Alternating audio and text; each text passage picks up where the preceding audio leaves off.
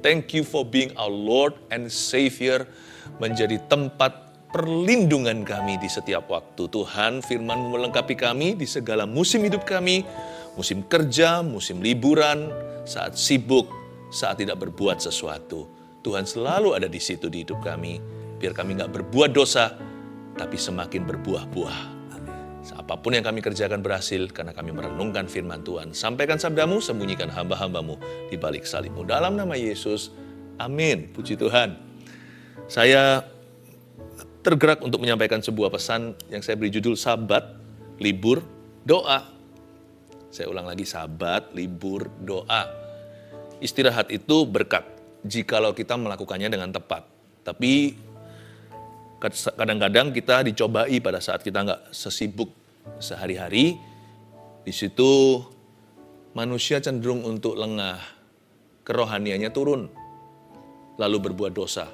Dikasih sabat kok malah murtad. Di musim-musim seperti ini sekarang, kalau dibagi siswa sekolahan, apalagi kalau sekolahnya di luar negeri 4 musim gitu ya. Sekarang ini mungkin summer holiday sudah kelihatan di depan. Bisa jadi juga sekarang ini kan musim liburan, banyak yang bepergian atau tinggal di rumah, nggak sesibuk biasanya. Saya yakin firman yang dibagikan hari ini akan membuat kita berbuah lebat di setiap musimnya. Apapun yang kita perbuat akan berhasil diberkati. Kita buka sama-sama di Yesaya pasal 58, ayat 13 dan 14, 2 ayat saja.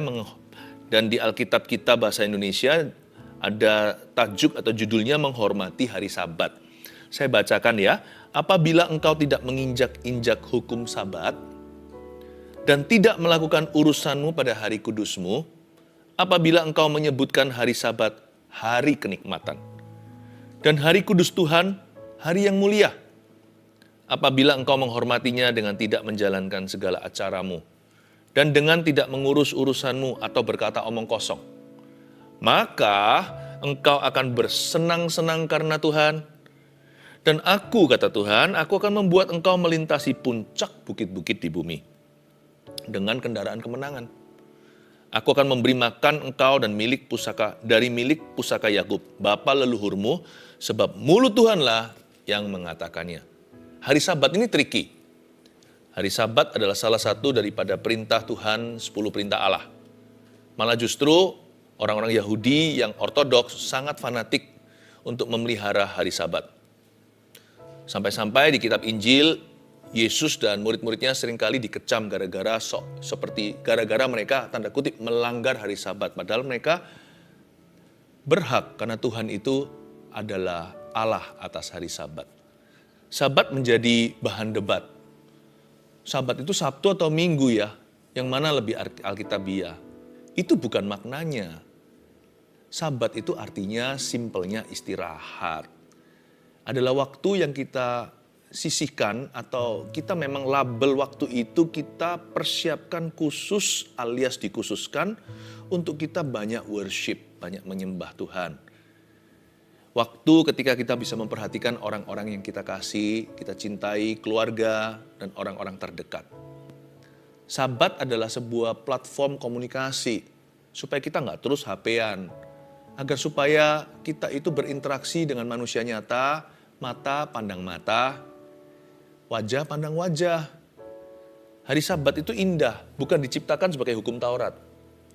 Tapi diciptakan sebagai alat untuk mempererat kita dengan Tuhan, alat untuk membuat kita sehat, alat untuk membuat kita itu jadi lebih merapat dengan orang-orang terdekat. Itulah arti hari Sabat. Tapi dijadikan debat di zaman Yesus.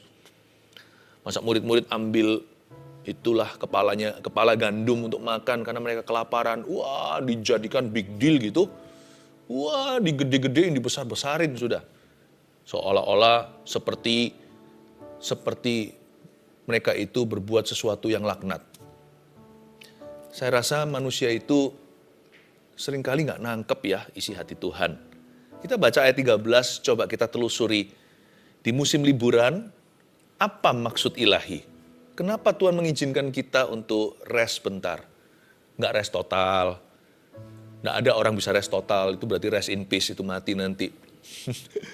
Restnya itu rest sebagian. Tapi kalau kita memang kerja harus profesional. Tapi kalau kita mau rest juga harus profesional. Kalau tidur ya tidur. Nah disinilah masalah manusia. Kenapa stres berat? Kenapa harus minum berbagai obat depresan? Karena waktu tidur dia nggak mau. Dia nggak bisa. Bukannya nggak mau, kadang-kadang sebagian besar orang yang punya masalah susah tidur itu bukan karena nggak mau, tapi nggak bisa. Tapi nanti waktu dia harusnya kerja, ngantuk. Disinilah masalahnya. Tuhan itu ajaib loh, menciptakan manusia itu satu hari tidur 8 jam kebutuhan. Kalau satu hari 24 jam itu sepertiga hidup kita itu bobo. Sleeping. Why? There must be a divine purpose. Pasti akan ada tujuannya di dalam istirahat. Kalau enggak nanti ya pernikahan juga enggak baik. Dikit-dikit langsung emosian. Nanti kalau kerjaan juga enggak bagus.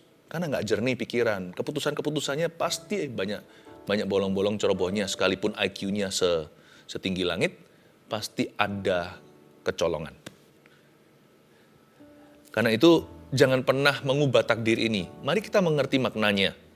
Saya bertanggung jawab sebagai gembala saat teduh dan untuk menuntun dan membimbingmu di segala musim hidupmu. Karena saat teduh ini kan non-stop tiap minggu, Rabu, Sabtu. Jadi hadir dalam kehidupan kita sehari-hari, seminggu-minggu.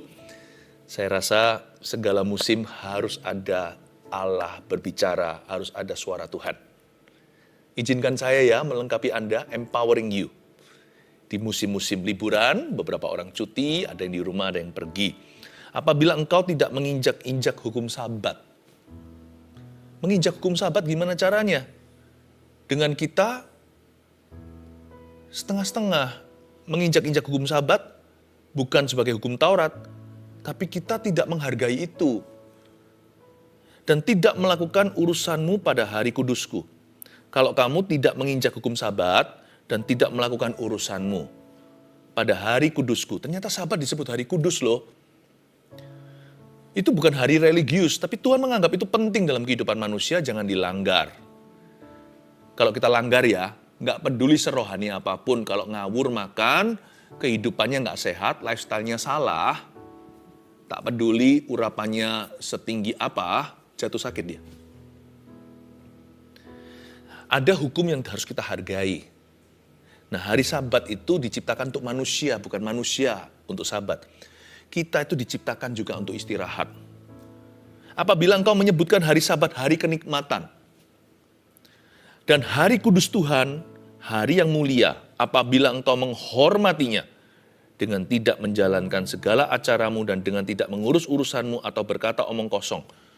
Kalau kamu menjadikan hari Sabat itu hari kenikmatan, nikmati masa-masa kita bisa bersabat. Nanti saya jelaskan sabat itu apa. Jadikan itu hari kudus. Ketika manusia tidak berbuat apa-apa, cenderung seperti Raja Daud, dikasih istirahat kok nggak kamsia, kok nggak terima kasih sama Allah Bapa. Jalan di atas sotoh sana, lihat Batsheba. Dikasih hari Sabat kok malah berdosa. Di antara kita seringkali loh, dosa itu waktu liburan.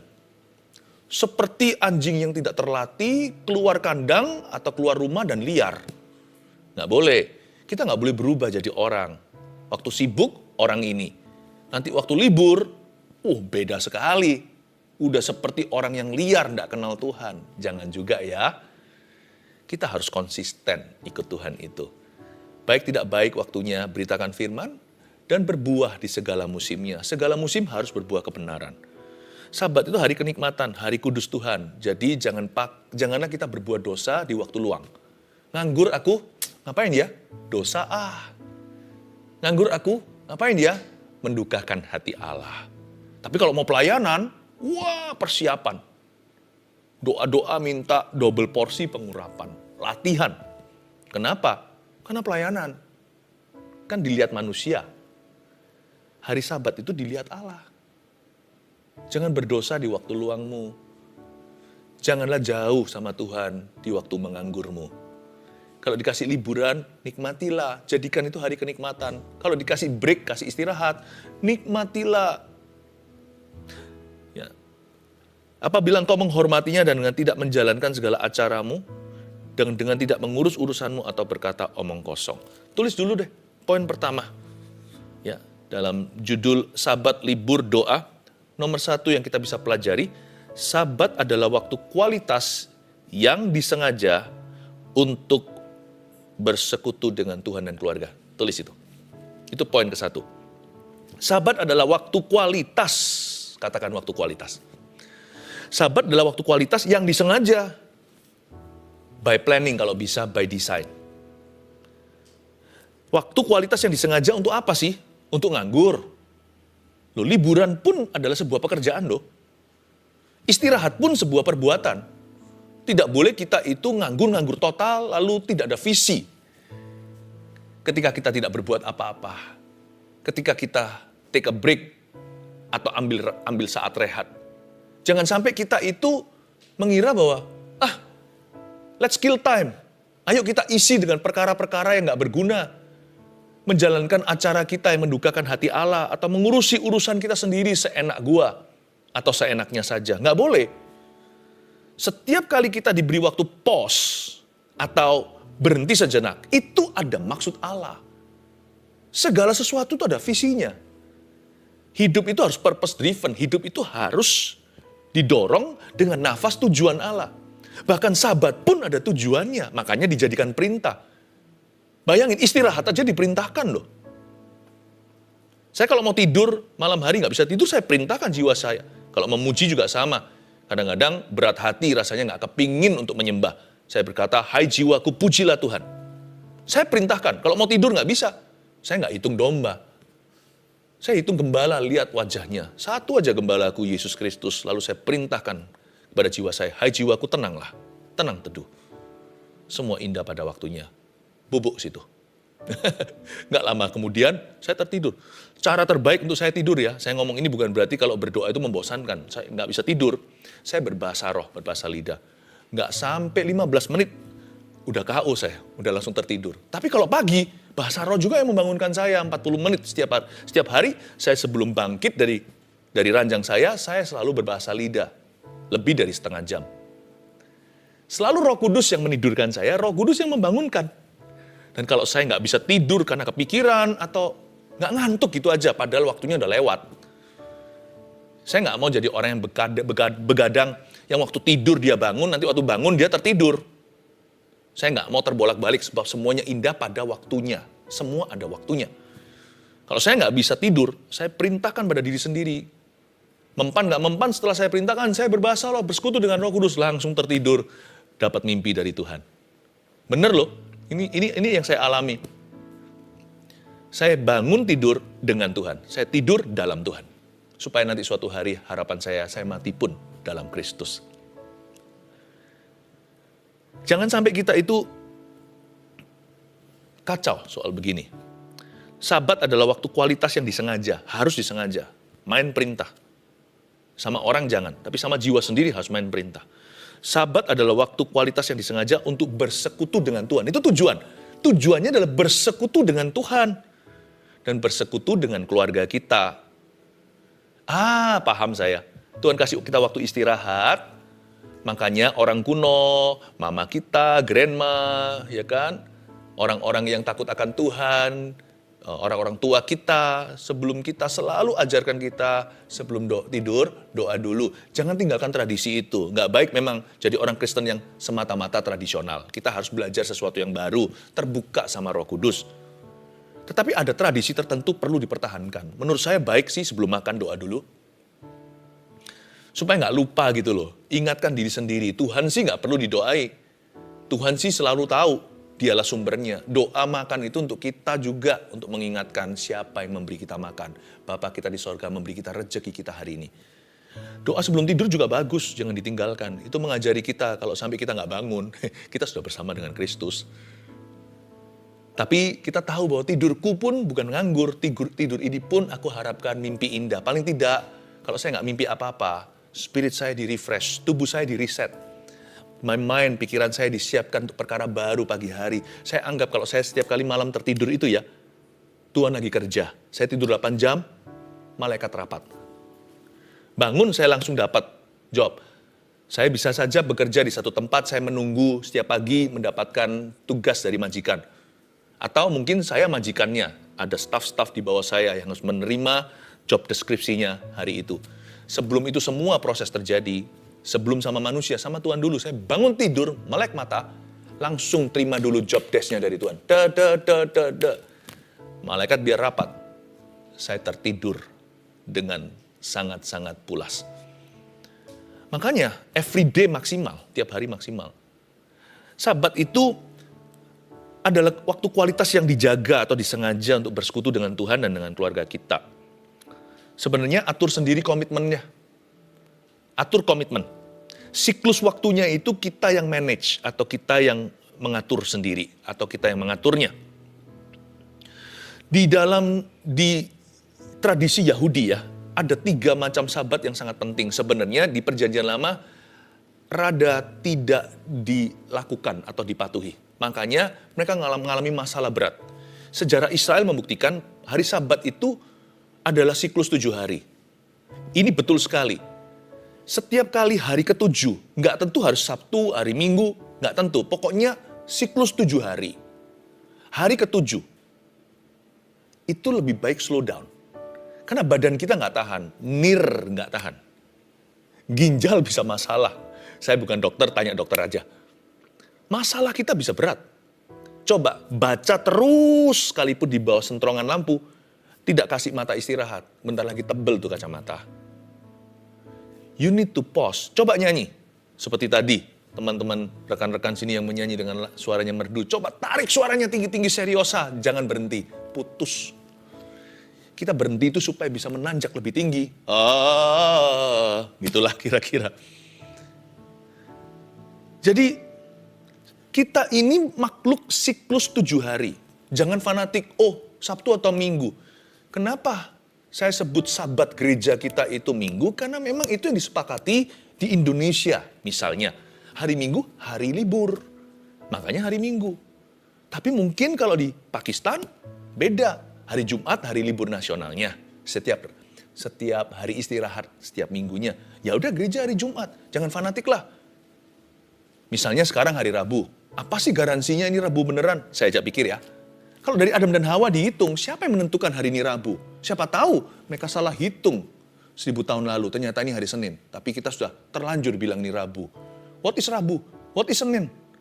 Bukankah matahari terbenam dari terbit matahari sampai pada terbenamnya? Nama Tuhan patut dipuji. Jadi jangan fanatik dengan hari apa. Saya sebut ini Rabu, nggak perlu diperdebatkan. Kenapa? Karena kita semua tahu. Saya sebut Rabu, pukul sekian, kita saat teduh bersama ya. Live, there, semuanya. Udah gak usah debat Senin Selasa, semua orang tahu hari ini Rabu. Kita udah sepakati, ngapain mikir lagi? Mau sana hitung salah kalkulasi, bagi saya sih, saya gak fanatik hari.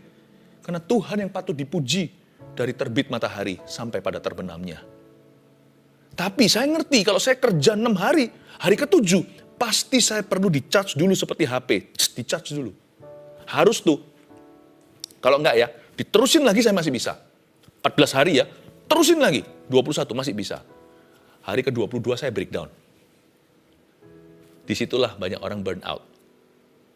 Atau kualitasnya turun. Jatuh mesin. Kok beda ya? Masakannya dulu itu enak, tapi kok sekarang nggak sesedap biasanya? Ya iyalah. Kalau tanah itu terus digarap, nggak pernah istirahat. Dulu cabai rawit, sekarang jadi cabai tawar. Dulu kecil gitu, superhero, pedas luar biasa. Sekarang kecil gitu, nggak ada rasanya. Mau gede-gede juga tidak pedas sama sekali. Tanahnya lelah. Makanya bangsa Israel itu punya tiga siklus. Yang ini masih mereka perbuat, masih mereka lakukan. Yang siklus 7 harian alias hari Sabat. Kalau orang Yahudi itu Sabtu. Kalau Anda pergi ke Israel, jangan sampai masuk ke lift Sabat itu ya. Kalau di Yerusalem malah. Waduh tuh setiap level ting, nggak sampai-sampai ke level 22. Masuk ke liftnya turis. Karena orang Yahudi kalau masuk ke lift Sabat hari Sabtu, ingat-ingat Sabtu di situ, Nggak boleh tekan, kalau tekan itu mereka dosa. Karena mereka tidak boleh bekerja. Menekan lift aja sudah dianggap bekerja. Sangat-sangat ekstrim. Kalau saya sih nggak perlu ke situ. Karena kita ini umat Tuhan perjanjian baru. Kita mengertinya bukan Taurat, itu bukan law yang kaku. Itu sebagai grace atau anugerah. Bukan sebagai law atau hukum Taurat, tapi sebagai kasih karunia untuk kita. Sabat untuk kita. Tapi kalau Anda kebetulan dikasih kesempatan Tuhan ke Israel, ya siapa tahu, kalau lagi Sabtu ingat-ingat nasihat saya. Carilah lift turis ya. Karena Anda bisa tekan langsung level 22. Yang 7 hari mereka lakukan. Ada satu yang mereka nggak lakukan. Tahu apa itu? Namanya Sabbath year. Tahun sabat. Setahunan itu disabatkan. Itu 6 tahun mereka kerja. Tahun ke-7 istirahat. Itu nggak dilakukan sama bangsa Israel. Apalagi yang satu lagi. Tahun Yobel namanya. 7 kali 7, 49 tahun ke-50 tuh. Jubilee. Yobel. Itu yang nggak dilakukan. Gara-gara mereka nggak lakukan yang kedua dan ketiga ini, tahun Sabat dan tahun Yobel, makanya bangsa Israel diangkut ke Babilonia itu atas kehendak Allah, memang karena mereka dosa, tapi Tuhan juga berbelas kasih atas ciptaannya. Meskipun manusia itu yang punya roh, yang menyembah Allah, manusia itu hidup kekal, tapi Tuhan itu juga rasa sayang loh dengan semua ciptaannya, hewan, alam semesta, tanah. Diistirahatkan Yerusalem dan Israel selama 70 tahun, untuk setiap tahun mereka colong Sabat year, tahun Sabat. Diistirahatkan 70 tahun, the land, tanah itu. Jadi kita tahu bahwa di hari Sabat itu kita beristirahat dengan tujuan. Dan bangsa Israel melakukan siklus ini, kita nggak usah ikuti dengan letter luck atau secara literally atau secara harafiah. Karena kita tidak masuk ke sorga karena mengikuti peraturan. Kita diterima Tuhan karena kasih karunia, karena iman. Iman pada Tuhan Yesus. Namun kalau kita pelajari perjanjian lama, ayat-ayat seperti ini, kita jadi ngerti maksud Tuhan adalah supaya kita itu hidupnya balance dan sehat. Atur sendirilah komitmennya. Ya. Atur sendiri siklus waktunya. Ada hari di mana kita tutup toko. Ada hari kita itu tinggalkan semuanya, kita doa. Ada hari yang kita khususkan tiap minggu. Pikiran kita jangan setengah-setengah waktu kita ke gereja. Matikan HP dulu, ibadah. Nggak usah ngecek terus, percayakan pada Tuhan. Tuhan pasti akan jaga. Yang tutup tokonya misalnya, nanti lihat ya, akhir bulan totalan, ternyata sama loh dengan kalau buka 7 hari seminggu. Tuhan itu memberikan berkat sebelum Sabat itu 2 kali lipat. Kalau mau ceri lelah, bukan Tuhan membangunnya, ya bisa, tetap akhirnya sama. Saya nggak mengajarkan tentang Sabat, libur, dan doa ini sebagai hukum Taurat, tapi sebagai suatu langkah smart. Lalu kalau kita juga menentukan misalnya, ini juga semacam Sabat yaitu Rabu dan Sabtu serta Minggu untuk keluarga Saat Teduh dan Jemaat Gereja Mawar Sharon tercinta. Rabu Sabtu kita sisihkan, nggak seharian sih Sabatnya, tapi 1 jam saja kita Saat Teduh bersama, live-nya. Saya kagum loh dengan orang-orang yang berkata, saya nggak pernah bolong-bolong. Saya ngikutin terus, apalagi yang dari awal 2 tahun. Wow, ikut kurikulum Tuhan nggak berubah. Berapa kali saya ketemu secara sengaja maupun tidak sengaja dengan keluarga Saat Teduh dalam kehidupan sehari-hari, di public places, di tempat umum, ketika saya berjumpa dengan mereka cerita, Pastor Philip, saya tidak pernah lubang sekalipun, saya nggak pernah absen. Kalaupun terpaksa saya absen, saya selalu ikuti lagi. Selalu ada Sabat itu. Anda lakukan itu bukan untuk kami. Karena kami juga melayani kok. Anda lakukan itu untuk dirimu sendiri, untuk Tuhan Yesus dengan Anda, dalam hubungan Anda pada Tuhan. Dan saya melihat Rabu Sabtu seperti ini itu Sabat untuk tuntunan ya. Hidup kita semacam mengalami tuntunan. Lalu hari Minggunya, ketika kita ke gereja, itu pendewasaan. Ya. Kalau Rabu Sabtu itu menuntun, hari Minggu itu menuntun dan mendewasakan. Saya percaya orang-orang yang komitmen gini ya, nggak mungkin Tuhan hutang budi. Kayaknya hilang 1 jam, Sabtu 1 jam lagi, lalu Minggu nantinya 2 jam di gereja. Belum lagi waktu melayani. Nanti kalau Anda lihat totalan setiap bulannya, wow, segala sesuatu ditambahkan. Dengan orang yang tidak melayani, beda susah payah mengikuti. Kita juga punya susahnya, tapi ada penyertaan, ada perbedaannya. Ternyata itu investasi. You don't do it for the people that minister. Bukan kepada orang-orang yang melayani Anda. You do it for your own life. Sabat itu diciptakan untuk orangnya. Oh, haleluya. Yang pertama, sabat adalah waktu kualitas yang disengaja untuk bersekutu dengan Tuhan dan keluarga. Nggak heran ya, tahu nggak kata holiday? Liburan itu kan dari kata holy day. Bukankah dari kata hari kudus? Ayat 13b bunyinya, apabila engkau menghormatinya, ayat 13b dari awal. Apabila engkau tidak menginjak hukum sabat dan tidak melakukan urusanmu pada hari kudusku, apabila engkau menyebutkan hari sabat hari kenikmatan dan hari kudus Tuhan, holy day, hari kudus Tuhan, the holy day of the Lord, holiday. Kalau bahasa Inggrisnya, hari kudus itu holy day. Bahasa Inggrisnya liburan, holiday. Itu semuanya adalah gabungan, singkatan. Hari yang mulia apabila engkau menghormatinya dengan tidak menjalankan segala acaramu. Lihat nomor 1, enggak jalankan segala acaramu. Yang kedua, tidak ngurus urusanmu sendiri atau berkata omong kosong, ya kan? Maka engkau akan bla bla bla. Coba saya tunjukkan poin kedua. Sewaktu bersabat, hindari urusan sendiri dan berkata yang sia-sia. Jangan jatuh dalam dosa waktu liburan. Waktu diizinkan Tuhan nganggur, maksimalkan, jangan bunuh waktu, karena itu waktu berharga sekalipun tidak berbuat apa-apa. Karena itu, waktu Tuhan memberi kita kelonggaran, waktu Tuhan memberi kita kenikmatan, bersyukurlah, jangan sia-siakan. Janganlah engkau menjalankan segala acaramu, janganlah semena-mena seenaknya. Dengan tidak mengurus urusanmu, jangan seolah-olah nggak ada bedanya kalau nggak liburan. Orang yang tanggung setengah-setengah, pas dikasih break nggak break. Pas kerja, ya kerja. Orang gitu dikasih break nggak break, nanti suatu hari dia akan broken. Mungkin nggak pikirannya health atau kesehatannya, mungkin marriage-nya, pernikahannya, mungkin hubungannya dalam keluarga. Apalagi hubungannya dengan Tuhan. Waktu doa kepikiran. Nanti pada waktu harus mikir, berdoa Tuhan tolong saya. Nanti waktu doa, kepikiran lagi nggak bisa doa. Itu namanya orang yang gentayangan. Yang mengurus urusannya sendiri. Dan juga jangan berkata omong kosong. Sewaktu bersabat, karena sabat adalah waktu kualitas, gunakan dengan hikmat. Sewaktu bersabat, hindari urusan sendiri. Dan hindari berkata yang sia-sia. Jangan masuk dalam pembicaraan yang menimbulkan perdebatan atau pembicaraan yang terlalu berat. Apalagi gosip dan fitnah yang menimbulkan pertengkaran. Aduh, sudah janganlah. Eman-eman, sayang waktunya.